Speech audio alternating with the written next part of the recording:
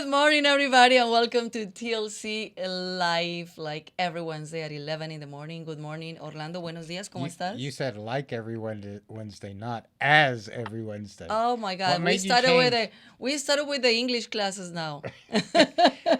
Good morning, everybody. Delighted that you're able to join us. Lots going on, right? A lot of going on, yeah. So How's let's. rodeo? Rodeo is great. I saw a 92-point bull ride yesterday. Oh wow, Amazing bull ride. wow. Um, Well, it's a very, everybody is going to the rodeo, after 2 years. It's been a very exciting right, time. right. And they have a lot of new things, restaurants, food Yes, trucks, yes. new things that we didn't have before. Our friend Ben Berg opened up a restaurant. I went to it last night. It's called The Ranch. Oh, Yeah, it was packed. over there. At the rodeo grounds between NRG and the Astrodome. It's not But not the everybody watching is from Houston. no, well, of course, But but we have the biggest rodeo. So, we have the biggest rodeo. It goes on for about 3 weeks, and it's a charity organization. So they give away hundreds of millions of dollars of scholarships to kids from Texas.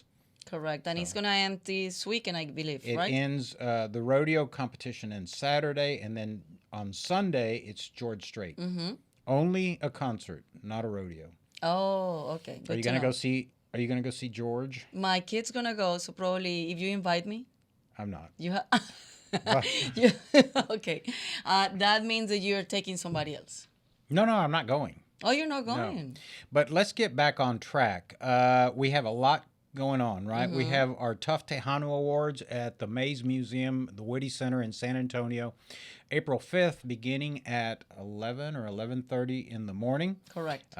We are on the verge of selling out the event, and let me tell you why. We have a comedian from Houston by the name of Chingo Bling. Chingo has about 1.5 million followers, and he's extremely popular. He's going to be entertaining us during lunch. And then yesterday we got contacted by the governor's office, and the governor heard about Tough Tejano in San Antonio. So our special guest on April 5th in San Antonio will be the governor. So for those of you watching us in San Antonio, make sure you go to toughtejano.com and purchase your table or buy your ticket. We're selling both tables and tickets. And Henry Bonilla and Hope Andrade and Charlie Amato are the chairs of the event. Silver Eagle Distributing, John Now out of San Antonio, has been a generous table sponsor, so it's really going well. I know I'm very excited, but I wanted you to tell the story why these Tough Tejano Awards. TLC has been doing Tough Tejano Awards, but this year is very special because last year the legislation passed the Tejano Day. Legislature. Legislature. Yeah. So, yeah, we have been focusing on the contributions that Tejanos have made in Texas since the 1800s. Of course, you know that in the 1800s, Texas was part of Mexico. And the Mexicans living north of the Rio Grande weren't getting the services. They believed that they were being taxed, but El DF, Mexico City, was just taking their money and not providing them anything. And Tejanos actually started the movement to get Texas to become an independent, and in 1813 declared Texas independent. But it wasn't until 1836 that we became independent. And then the Tejanos that have lived here since the 1800s, thousands and thousands of families, have made tremendous contributions to the liberty and the freedom, not only of the Republic of Texas, but then Texas when it became part of the Union. And so we have felt here at TLC that Tejanos aren't recognized enough, particularly in our public education system. So we set out last year to pass legislation known as a concurrent resolution, both in the Senate and the House, to have the first Tejano Day in Texas, which is April 6th every year. And last legislative session, the governor signed the recognition making April 6th Tejano Day in Texas.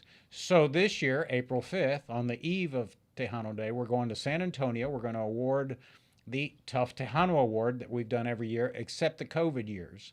And we'll be in San Antonio. So if you're interested in attending and meeting a lot of great leaders in Texas, like Henry Bonilla and Hope Andrade and Charlie Amato and the governor, and seeing Chingo Bling and enjoying a great meal and seeing Andrea. She's going to be quite the attraction. Join us at the Whitty Center on April 5th, about 11 o'clock in the morning. All the information is at toughtejano.com. That sounds like a circus. Like, oh, and go and see Andrea. Yeah, she'll be outside. She'll be the sideshow. Anyway, and then beyond that, we wanted to continue the celebration of our Tejanos and do our part to highlight Tejano music. As you know, Tejano music is a combination of, a little bit of Mexican norteño music, a little bit of German music, a little bit of Texas country western music. And it's all combined into Tejano Y también music. tiene un poco de cumbia de Un Colombia. poco, pero no Sí, mucho. bueno. Yeah, don't get the Colombians in there. Un poquito. But anyway, so on Cinco de Mayo, for those of you that aren't Spanish speakers, on May 5th, we are bringing in Gary Hobbs, a very famous Tejano band out of Eagle Pass, Texas, and Maverick County. And we will be at the West Wind Club on Gun, G-U-H-N, Gun Road, and the concert will be from 7 to 10. And so we've booked Gary Hobbs. Tickets will be free. You'll have to go to our website. And register. Only need to register. Request a ticket. Yeah. You have to download a ticket to attend the free event. You'll have be given 2 complimentary adult beverages. You'll be able to enjoy and dance to the tunes of Gary Hobbs. And we're going to have a lot of other famous local Houston Tejanos. So if you want to join us Cinco de Mayo, May 5th at the West Wind on Gun Road, make sure you go to our website, TexasLatinoConservatives.com. I don't think the link is up yet. We hope to have it up tonight or tomorrow so you can download your ticket. It's a free event. You'll get 2 adult beverages, and we have Miller Distributors as our sponsors. So that's going on. Cinco de Mayo is, just to clarify, it's not the Mexican Independence Day, but... It's not. It's not. I think it's an American-made, Yeah, just to drink margaritas and beer. Yeah, drink margaritas and just and have beer. fun. But last March 1st, we had our primaries. And so today we're going to have one of the candidates that made it for the runoff, and he is our dear friend, Mano DeAyala, that he is the candidate for Texas State Representative District 133. He made it for the runoff, and we also at TLC, we are endorsing him and supporting him. So welcome, Mano, bienvenido. Y pues felicitaciones. Y queremos que nos cuentes, we want you to tell us about that experience and that campaign and going to the runoff, and what is the plan for now till May 24th? He's like a rodeo bull rider. He came out of the chute pretty strong. I know. He had a good ride. So, hey, welcome, Manu. How are you? Wonderful. Thank you guys for having me. Love the show. Love what you guys do. Looking forward to Tough Tejano Day. And that what a score having the governor come. That's awesome. Yeah. Congratulations. Well, and it'll be a real special if you show up. We hope you're there. I'm planning on it. You were saying you're almost sold out, so we got to hurry. Yes, you need to hurry. We'll be there. Okay, good. So Andrea, what you were saying is yes. It's one of those things. You can plan service, but you can't plan a campaign, because in a race like this, the incumbent Jim Murphy announced he wasn't seeking re-election, and that started the ball rolling. So we did, just like you said, Orlando. We came out of the chute. We came out very strong, and a ton of support. This district is this West Houston district where I have basically grown up and lived my whole life, and met my bride, my sweetheart, in high school, and we came back and raised our kids there. So this is all home for us, and the support that we had just as we came out was really overwhelming and humbling, and we just built on that, and good policy, and good experience, and letting people get to know who I am and what I stand for. Really did well. So we're happy with getting in the runoff, and what's the saying? You don't ask someone who's just run a marathon, are you ready to run another marathon? But that's what the runoff is another marathon. So, Well, I got to tell you something. I was talking to a dear friend of mine that I invited to the Houston Rodeo the other night. You probably know him, Joseph McReynolds, the Spring Branch Republicans. And mhm. we were talking about, politics because we both enjoy that topic. And Joseph said that the runoff is like the calf scramble at the rodeo, right? You got to go find your calf, rope it, and drag it back into the middle of the arena to win. And that's exactly Right. what a runoff is. You guys, it's going to be a very low turnout race. So you guys are going to have to walk the neighborhoods, work the phones, send out a lot of texts, and literally get your voters to the polls. So the first, the primary election had, 80 plus races on the ballot. This one won't, you can count on one hand. So it's going to be a short ballot. Lines are going to be short. And if anyone's out there listening in House District 133, no lines, easy in and out, get out and vote. But yeah, that's exactly what we have to do. Is we have to get our message out. We had 5 candidates in this race, and now we're down to 2. So there's a lot of folks who have already made their mind up with one candidate, and we need to reach out to them and let them know what our vision and our mission and our history and our backgrounds are, and hopefully win their vote. Have There's a you? lot of things about Uh, there's a lot of things about campaigning that I could do without, but there's a lot of campaigning that I like, and the one-on-one at the door with voters and listening to what matters to people and being able to share, what matters to me and why I think I can help in an issue here or there. That's awesome. I wish everyone could experience that. It's really a neat experience. Yeah. I was Hang gonna on. Let talk. me. One quick Okay. question. I'm gonna let you in. Have you spoken to the other candidates that didn't make the runoff, and how many of those have endorsed you, Mono? Well, yes, I've spoken to all of them, and I've known them for a long time, and they're very familiar to me. There are going to be public endorsements, and I'm going to let those play out when they do. But yes, I have had support from the other candidates. Good. Yeah, I was gonna Uh, ask you. You were talking about campaigning and one-on-one experience, and we know that these days is different. That when Orlando used to campaign for a city council member or for mayor, because these days we have not only the traditional media, but we have the social media. But still, the one-on-one is still one of the, I think, the one that make the most impact. So, what is being the challenge for you, and how is it going to be for now till May for you campaigning? Because we know that it's already a challenge to take people to go and vote on the primaries, and it's a triple of challenge to take people to go and vote on the runoffs. right. So the old saying, and Orlando knows this very well. There's 2 ways to run: uh, scared and hard, right? And so that's how you have to run. Every person you uh, approach and talk to, number one, it means so much to them that you made the effort to go and talk to them about the things that matter to you and to hear what matters to them. So that's the first step: showing up. You got to show up.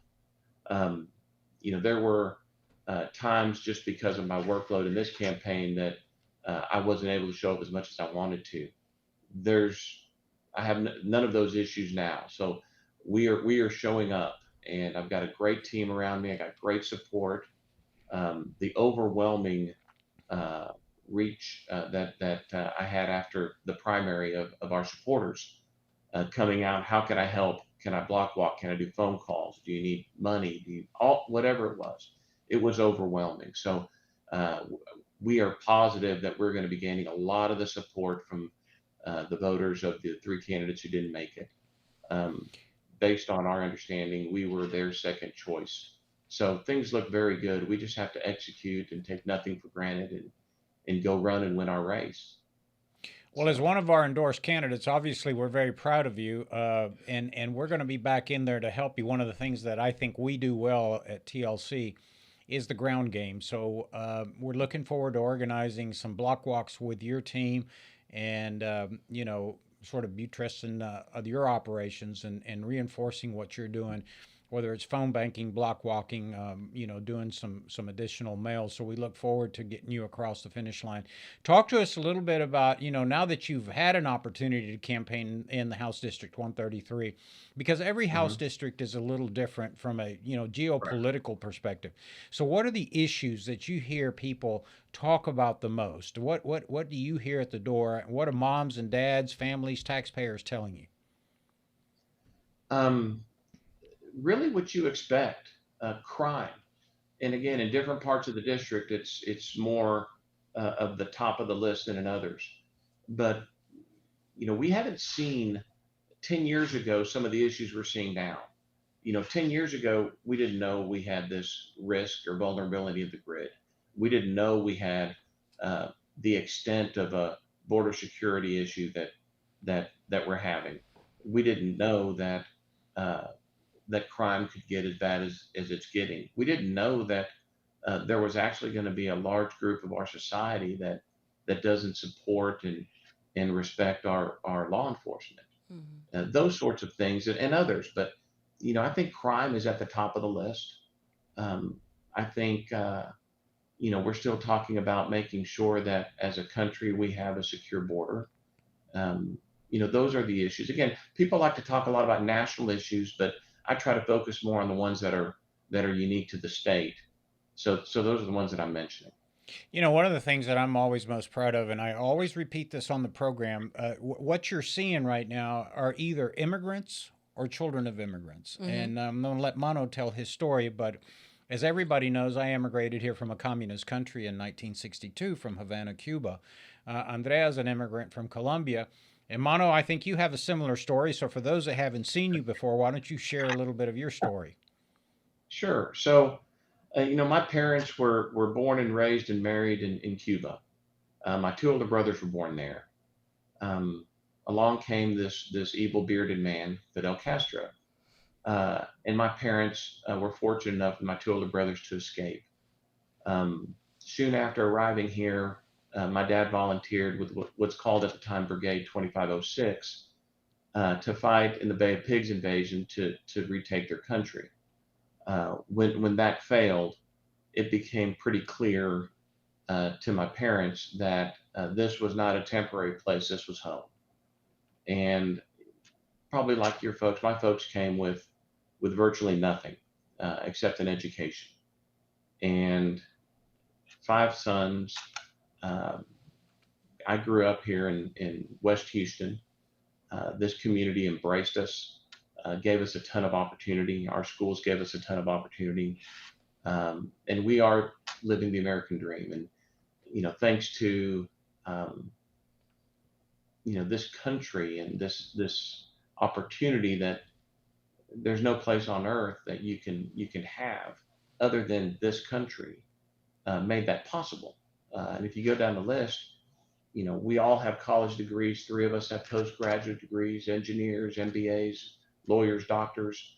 Um, this country been a blessing, and we grew up with that. We grew up knowing that this was a very special place.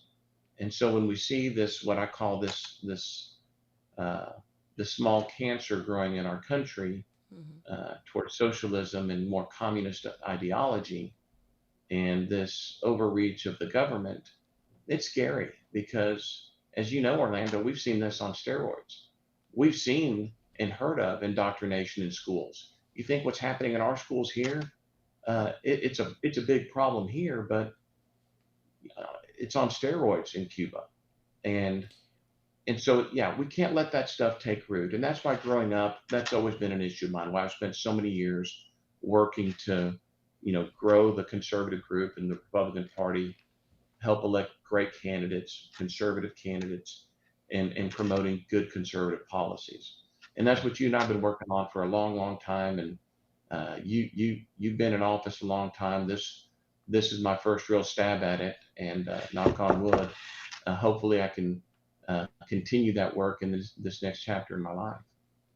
So Good. Yeah. So, Mano, tell us, crime is number one, and education for sure. I believe that Yes. many families are telling you about this because we're not seeing, as you said very well, it's a cancer that we're seeing in our school districts. So Right. tell us about the plan that you planning to address not only on the crime but also in education, and what other issues you are thinking about. So let me answer that uh, like a lawyer would, and that is long. The answer is, first of all, the state has to do what it's supposed to do. The services and the function the state's supposed to do, we need to do well and efficiently and be good stewards of tax dollars. So when we get to, K through 12 public education, um, we have a lot of issues that are both financial and curriculum. Um, we need to do better to provide curriculum that allows our students to succeed in the next chapters of their lives and their opportunity, whether it's technical education, whether it's military or 2-year schools or 4-year schools. All of it, we need to prepare our students for that. We also need to, especially in communities where we have poorly performing schools, we need to provide choice. And choice takes um, it has a lot of faces, and one of them is a charter approach. Um, I've been working hard for the last couple of years with a charter school by the name of Heritage Classical Academy, and we've been trying to obtain our charter with the state of Texas. Um, we've done it for 2 years now. The Texas Education Agency keeps approving us, and the state board uh, has not approved us the last 2 years. This is our third year to go through. But this is a specific charter school that's going to start out kindergarten through 8th grade, specifically in an area where all there are failing schools and there are no choices. And geographically, the children in those areas and those families are geographically stuck in failing schools. And if we can provide solutions, options, competition, choices for those families, we ought to be able to do that. And, rising tide lifts all boats. The better the competition, the better the results from the competing school in your neighborhood, the better that public school is going to end up being. So I'm a big believer in school choice. I think I'm hearing that over and over when I knock on doors. Um, and again, that's something that Texas has taken steps to do. We just need to keep going down that path and do it more successfully. I couldn't So agree that's a more. You long. know, one of the saddest things that government and one of the most tragic things that government can do Yeah. is to tax us at the rate they do tax us, because everybody that is a property owner in the state of Texas receives a tax bill. And towards the end of the year that you got to pay by end of February.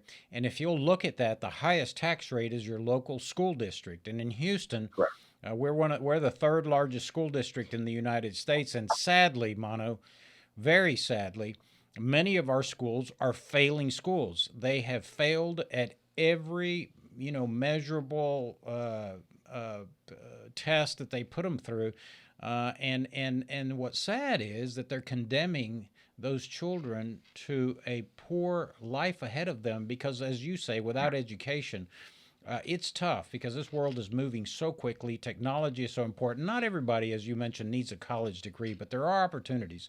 I, for example, went in the military and gained a lot of good skills. There are plenty of community colleges, and of course, then there are publicly funded universities. But if these kids aren't prepared to take advantage either of the military, and frankly, I was invited by the U.S. Army about 3 weeks ago to come down to City Hall in the city of Houston and talk about the Army's recruiting effort. And sadly, even the Army says that a huge swath of the Houston, Texas population is ineligible to meet the requirements of entry into the United States Armed Forces. That is an indictment of our public education system. It's not, I don't blame teachers, but the bureaucracy of Texas education has gotten out of control. And when you look at a school district like Houston, and you see the feds invading the administration building and handcuffing, you know, trustees and executives, and accuse them of stealing millions of dollars in the failing schools. I don't know why Houston taxpayers put up with that. No, I and I don't know if I think you know this, Orlando, but Governor Abbott appointed me a few years ago to the board of the Texas Board of Criminal Justice, which is our prison system, and with it is um, serving as a trustee of what's called the Wyndham School District. And the Wyndham School District is the school district for the prison system, and we have 65,000 participants in that school district. Um, Twice double the size of SBISD Spring Branch Independent School District, which is in my district, my house district. Um, and I say that because if our families and if our schools do better jobs, do a better job of providing opportunity for our students and our children growing up, then I'm going to see fewer students at the Wyndham School District in the prison system. And that's kind of the evolution is, you know, most crime involves character and lack of opportunity, and it's a combination of both. And I don't want to oversimplify it, but if you really look at it, it's character plus opportunity. Uh, as a society, and this is one of the things that we need to be doing well as a state and within our school districts, and that is provide the education that allows for opportunity. The opportunity that I benefited from, uh, the opportunity my brothers benefited from, that you benefited from. So, you know, that's all we can do at the state level and at the school ISD level. Um, and the better job we do that, the fewer students I'm going to see at the Wyndham School District. So that's the idea there. Yeah, because we're seeing. I mean, it's incredible. The lack you're saying the lack of education and opportunities, and we're seeing more crime in the youth and like the teenagers. We're seeing a lot of crime with them. We're seeing taking this going out of control, and it seems to me that it's a combination between a lack of education and opportunities, not only at the school level and a school district, but also the parents. And Oh yeah. I don't know. I mean, you guys were raised in a different time, like I did too. And these days, it's like seems like you cannot tell your kids nothing. It's like no discipline. I So think my mother would be arrested for all the time she oh, pulled out the my belt and mom whipped too. me. My mom too. And there will be a bunch of moms in jail. You know those Latin moms, they'll get the chancleta or the Yeah, cinturón and they'll whip you. yeah. So My, I think my, it's tougher than that. It's deeper than that. The problem that we're seeing because it's not only at the school level but also the parents. Yeah, and and right. and Mano, you know, it's sad that the tasks of legislatures, both at the state and federal level, are to fix problems in society, and it's really disappointing to see. For example, at the federal level, we've had an immigration problem in this country since 1986 when Ronald Reagan signed the Immigration Adjustment Act. 1986 was the last time the Congress decided to look at immigration. I don't get Right. it. Why when we elect these guys and ladies, they don't go to Washington and fix our problems. Same thing in the legislature of Texas. And this is very disappointing to me that we can actually see that urban education systems are in trouble. They're in trouble in Houston. I know they've had some difficulties in Dallas. Rural and suburban school districts perform much, much better. So I, well, here's my appeal to you when you get elected. Roll up your sleeves because you come from an urban area and help fix the urban education problems. I think it's a sad commentary for our leadership because the majority of the kids in the school district are minority children.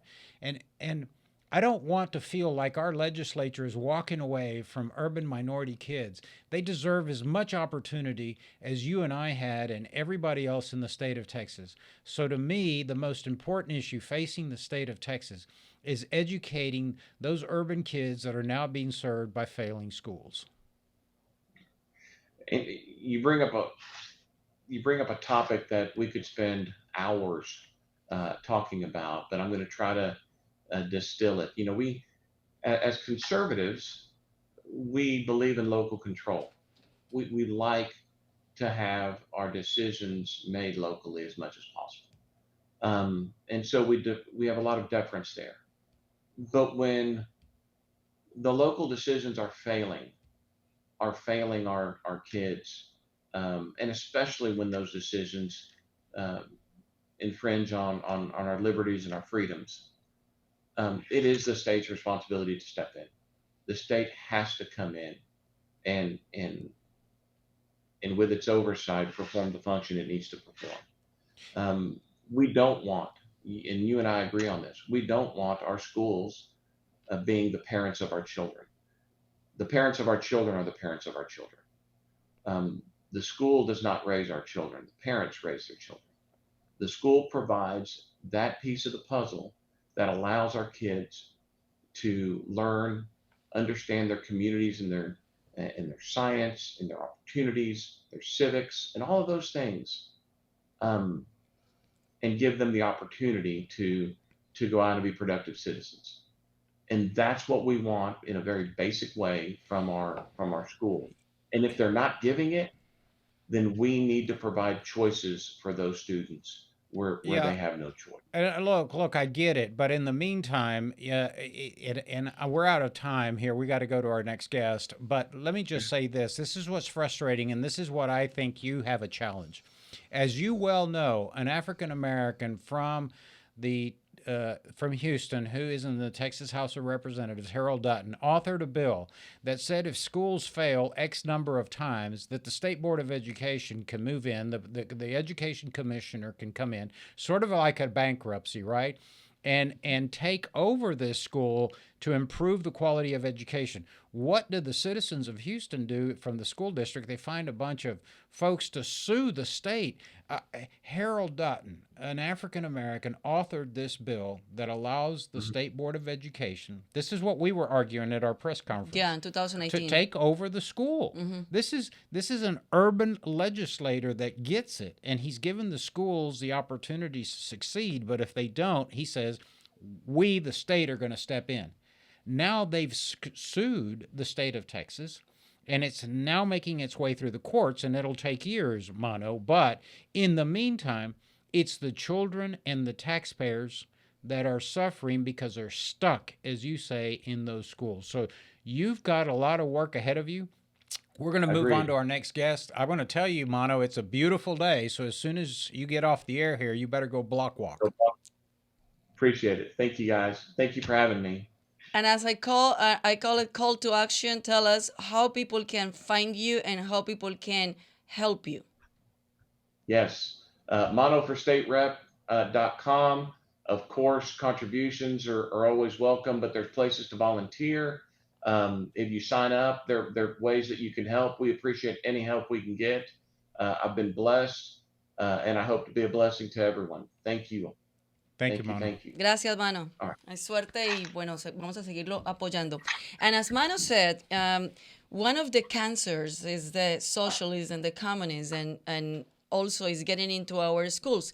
Another cancer is the media.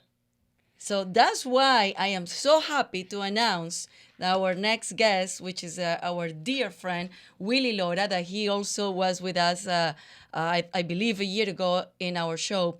And he is the Senior VP and GM of Americano. And Americano is the nation first Spanish language conservative network that launched last week. And I am so happy to see this going on. This is the first time that we have a conservative network in Spanish, and is so far it's going to be in satellite radio.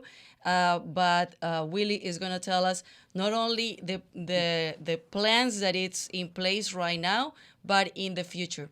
Willy, ¿cómo estás? Buenos días. Gracias por acompañarnos y qué felicidad, no solamente volverte a tener en el programa, pero con esta súper noticia, Americano Media. Gracias, Orlando y Andrea. It's been a crazy week. It's been exciting. We've been working on the project for the past, well, it started about 5 years, but seriously, about a year and a half. The idea came about because of what you were saying. We need uh, right information. We don't need more fake news. We don't need more programming of your brain with information. And it's like we decided that the community deserved more than that. We need to give right information.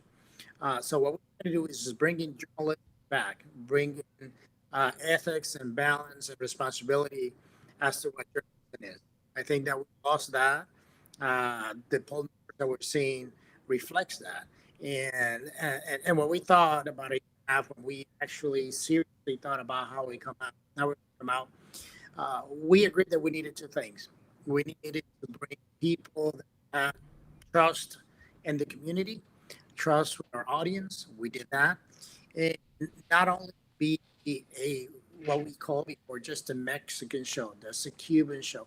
No, this is a Hispanic network, center right, where we bring the right message, the right information, and we're engaging the community at that level. And I think that is the responsibility to serve our community, to use this tool as an educational tool and inform our community to make better decisions. Remember that a community that is misinformed is actually lacks in the power of the democracy. The strength of that democracy is that will allow people to make decisions based on the right information. And I think that's where our traditional networks have been failing, besides being politically influenced. So we at Americano, we're trying to do that. We had the partner in NLB, and we also, besides being on the internet and in SiriusXM, we have our apps, Americano Media, both and for iPhone and Android. So we're gonna try to be, in so many platforms because we need this message to be heard. This is the first, like you were saying, conservative Spanish conservative network, and we are really to make sure that our community gets the right information. Willie, first of all, we have a bad connection, so because I think what you have to say is very important. I'm gonna ask you if you can log off and log back in, and maybe we'll get a better connection because you're Perfect. breaking up quite a bit. But Willie's absolutely correct, and this is important. First of all, because you're in the business, Yeah. and I know because I came from a communist country, the importance of a free media to be able to say whatever they want to say. But what happened is, at least in North America, is that the left took over in the editorial boardrooms, assignments editors, public higher education, editorial boardrooms. I've said all that, right? Manipulating everybody's So they brain, manipulate, everybody's mind. and so I don't necessarily want a right wing message. I just want the truth. Yeah. Tell us both sides Not of the agenda. story. Not an agenda, and let us decide. Correct. And too much of what we get in the media nowadays has an agenda, as you say, Andrea. And it's sad. Willie, you're back, and I hope we have a better connection. I was hope just talking we have about a better connection. much better. I was talking to Andrea about the importance of, I don't want as a conservative to be fed conservative information. I want information. I want both sides of the story. I want to make my own decision. And beyond that, Willie, I was telling Andrea because she was in the industry for many years, and I came from a communist country. And Willie as well. Yeah. And I want to really talk about that because I think we are agree on that the industry way before, I would say 15 years, 20 years ago, is not the media that we're seeing these days. Yeah. And Yeah. you and I, Willie, we met back in that time. Yes. And that's why, it's important to give people the perspective and why is, I'm so happy that you guys launched this project, Conservative Spanish, and talking about politics, but this is a result of what we're I mean, what a perfect timing that you guys launched And what I was this. telling Andrea, Willie, is that I'm for a free press. I don't want the government to tell the press what to say. I want the press to be able to have an editorial opinion, present their side of the story. But when I get the information, Willie, I want both sides. I want information. And for too long, information in this country has been dominated. You know, I'm sorry to say this, but I think the left has infiltrated editorial boardrooms, assignments Yes. desks in this country, you know, major university journalism schools. And it's refreshing that Americano is now going to bring in Spanish information that I think the community needs. One more editorial comment, because I live in Houston, Texas. We have two major Spanish networks. Let me tell you that in the 1990s, both Telemundo and Univision used to cover city hall and local politics extensively. Because the community got that information, we had 6 city council members and a city controller that were Hispanic. Over the last few years, Willie, Telemundo and Univision have abandoned local politics. Yeah, they'll cover the crazy stuff and the train wrecks and the car wrecks and the stabbings and, you know, all that. But in terms of a deep dive into local politics, they've abandoned that. And the result is we only have one Hispanic on the Houston City Council because the community checks out. They don't get the information. Yeah, and I agree with you 100%. I think, and Andrea was making the point, like, let's say 10 years ago, even 6 years ago, the landscaping of journalism, it doesn't even look the same. It has changed. It has become very political. It has become more business first, and then the responsibility of informing communities. And what we're trying to do is exactly what you're saying. We're trying to bring both sides of one issue. We want people to have the space to have a conversation about this so that we can make better decisions for our community, and then the community can be informed. I agree with you 100%. The lack of representation because our networks, traditional networks, abandoned those issues is a reflection of that. And what we try to do Americano is bring those things back, that we can connect with our community, that we can listen to our community, that we can inform as to what's going on, that they can make own decisions. That the issue for the past, let's say 4 years, 4 or 5 years, has been heavily about politics because there's an agenda. There's a business agenda within it, and we are not going to go that route. We believe in the tool that we have will have an impact on how much we strengthen our democracy, and do we allow people to make their own decisions, get informed. And that's why we're going in every single platform. We want to talk to our community. If we want to give them the platform for them to express themselves, and we can work together. That's what we're here for. We've seen in the past few years how the credibility of the networks are going down to the toilet because people just don't trust them anymore. It's not information. It's propaganda, like we're saying, and censure, something that we have not seen to the level that we've seen in the past few years. I remember in my days in Washington, that I'll give you an example. We'll take the Department for a photo op with some leader, and if we're not allowed to have one editorial presence, nobody can to it. But now the way it is like if I don't agree with this narrative, then we as traditional press are going to censure this other news outlet because we don't agree editorial to what you're saying, or the story that is a completely true story. We're going to ban it because actually that affects our political affiliation, which is what we saw in 2020 with the story with the son of the president. So the things that we're seeing right now on traditional media is not even close to what we're looking at or seeing 10 years ago. So we came out and to say to the community, we are, even though we say we're conservative and conservative, we're the first journalist, and we have a responsibility to bring to the center to the conversation the center of the issue. We need to find consensus. We need, this country was not only found but has developed because there's always been political consensus to better the country. Right now, that space is gone, and what we're trying to do is bring back that space so we can have that conversation and get the right information to our audience and to the communities, so that they make better decisions and actually strengthen the how we are as a community and a country. And I think that's the core of what we're doing. I want to ask you a question, and unfortunately, I think we have a bad connection. We're losing about 10% of what you're saying, but we're getting I'm the gist of sorry. it. Tell me a little bit about. I'm sort of curious about the business perspective on Americano. Is this a private equity group that decided to invest in getting both sides of the story out? Is how did this come about? Or you're not part of a network that is publicly traded like NBC or anyone else. I mean, No, so no. give us the corporate structure. Well, it's a private equity, because of my NDAs, and not allowed to discuss a lot of the financial aspect of the business. But it has nothing to do with the interest group. It has nothing to do with special interest money. It's a private entity that actually decided that we need to do this, that it was about time, which is a good plan. Seeing the trending, where things are going, and how the community is being affected because of the fact that the other networks are going way to the process of doing not only misinformation, but what I was saying, a lot of the censor. So they realized that we needed something like this, and they worked together with us, and we put together a plan, and this is where we are.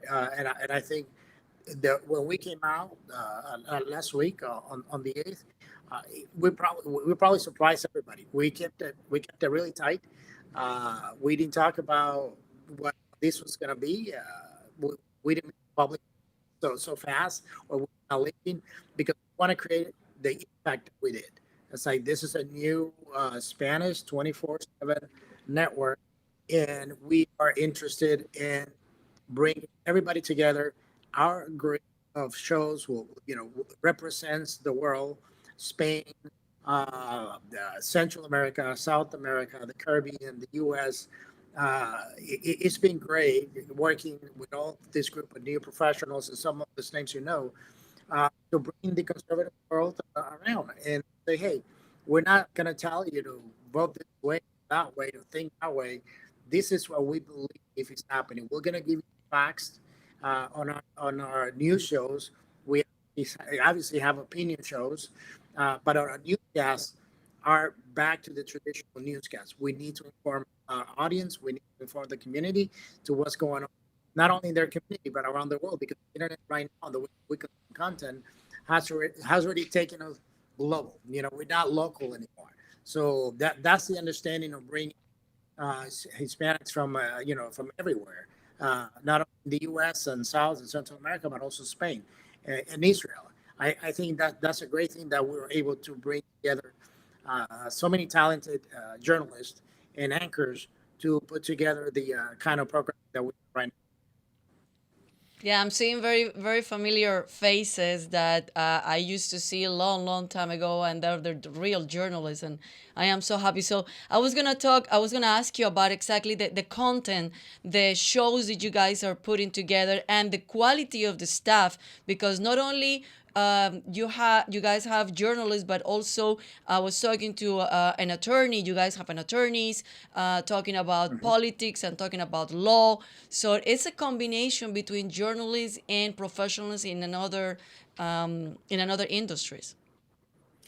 Yes, because the thing is, like, the community is represented by all that. Not only journalists, but attorneys and doctors and all that, and have a story to tell, and they have a way to say it. I'll give you a quick run through our grid.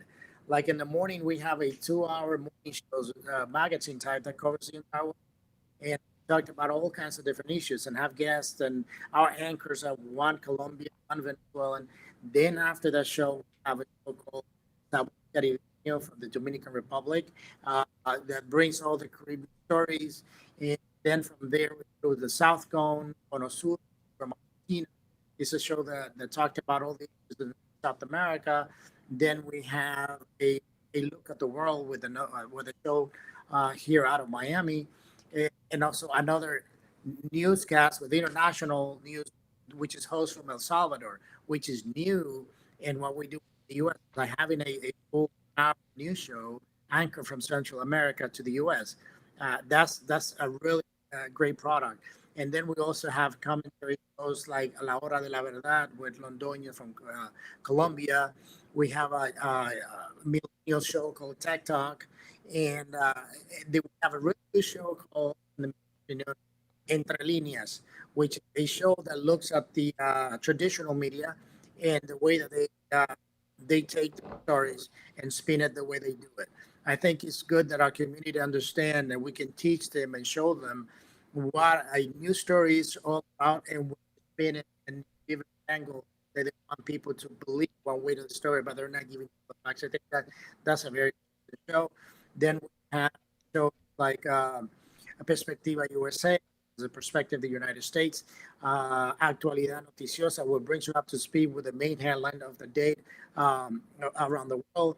We have their first and unique female anchor show on prime time to tackle all the heavy political issues of the country. We have a doctor in economy, an economist that is part of the show. We have two great journalists, Dani Alexandrini, Lucia Navarro, and some other women that are doing that show, which is unheard of in Spanish television and Spanish media. And then we'll have Alfonso Aguilar from Washington, a very political show out of DC. And then we have our lovely Patricia Candiani from LA, Ana Patricia Candiani, that does show name Usted Que Cree. So we have a really broad and great with a lot of different shows covering the entire world, so that every single community can be represented in our grid. So and it's been so far it's been great. The reviews that we got has been great. You know, people were like, wow, this is the first network that we see that the main issue, even though we talked about Mexico, but it's not only Mexico. You know, we cover the entire world, entire communities. You know, from the south going all the way to Canada. So that's very refreshing and appealing because immigration in the U.S., as you see, continues to grow from people from everywhere around the world. I think we need to make sure that those people are served with the right information.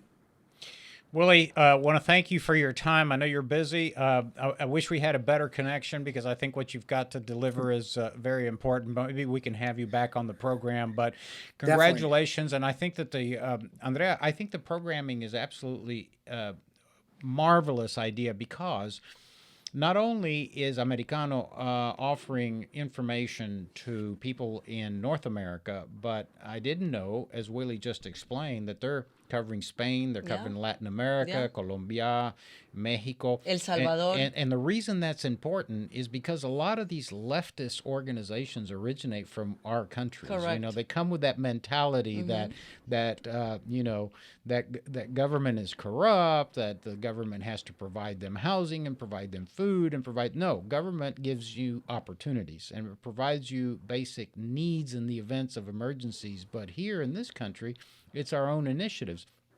And so it's going to be delivering that message throughout Latin America, and God knows the Spanish need it too over in Spain. But, you know, I was just thinking, as the cartels in Latin America, and especially in Mexico, try to stifle free press by assassinating reporters, this is a base to get good information out to Latin American countries. Correct. Because the cartels know they can't come here and randomly assassinate our reporters. And the beauty of this is, you know, you have access to a satellite, so everybody can listen to that. And also, I'm assuming that if you go to the website, you can also listen it and watch it. How did that work, Willie?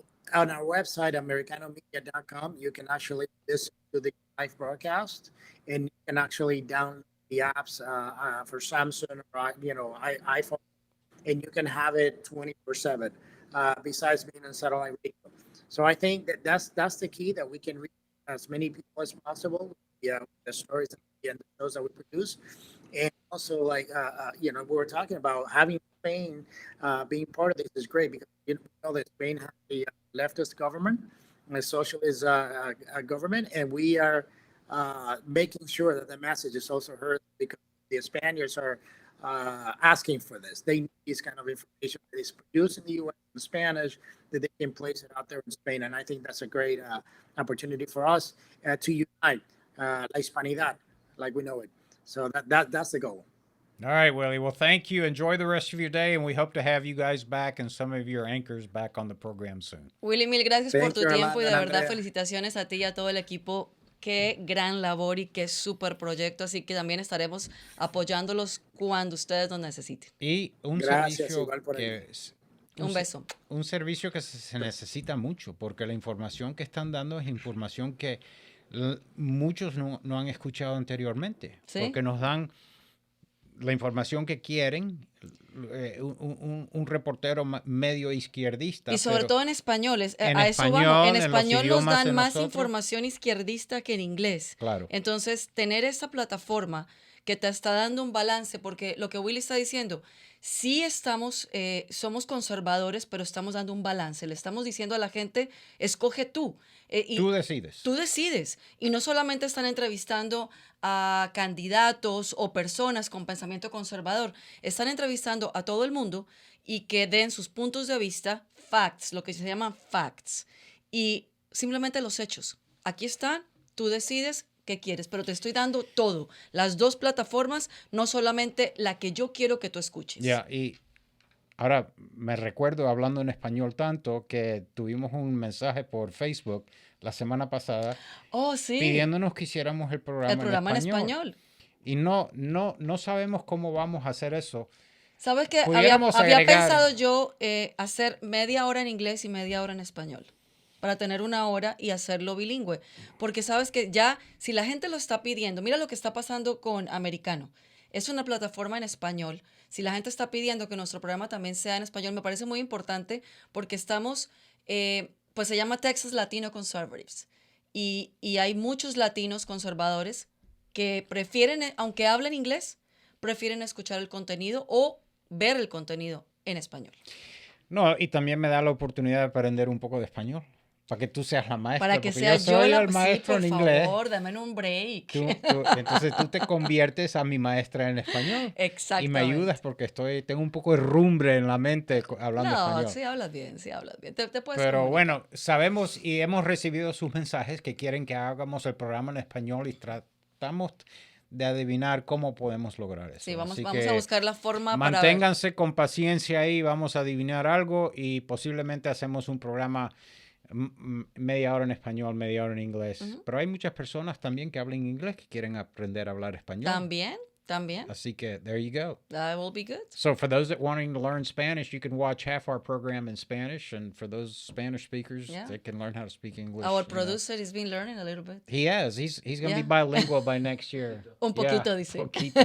All right, guys. Well, thank you for joining us. Appreciate Willie being with us. I'm sorry we had a bad connection, but hey, it's modern technology. There's not much we can do about it, but we'll have him back. Remember, we're going to be in San Antonio, Texas on April the 5th for a lunch honoring our tough Tejano. We're celebrating Tejano Day in Texas, which is actually April 6th. So the day before, we're going to be there. We also have, we will be in San Antonio during Fiesta.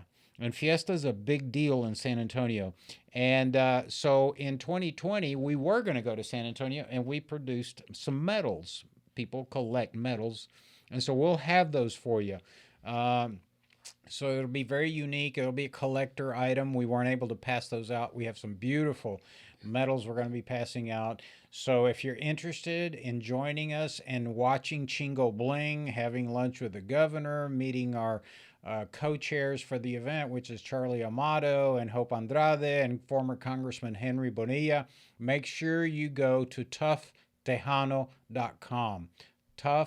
Tejano.com. Buy your tickets or sponsor a table and bring some young conservative Latinos with you. It'll be a great afternoon. Then don't forget that Cinco de Mayo, which is May 5th in Houston, we are bringing Gary Hobbs, a great Tejano band out of Eagle Pass, Texas, down in Maverick County, to the West Wind Club off of Gun, G-U-H-N, Gun Road near 290. You can get tickets. They're free. Free tickets. You'll get 2 adult beverages when you come in, all sponsored by our great sponsors, which are some of the Miller distributors here in the Houston area. And the tickets are free. That website isn't up. Just monitor Texas Latino Conservatives and go to events, and we'll have a site where you can download your tickets. They're free. And so make sure that you join us Cinco de Mayo and have an adult beverage with us, una cervecita. Y la famosa Andrea Gómez va a estar Y vayan ahí. a ver a Andrea, parece circo, ya tú dijiste, vayan a ver a Andrea.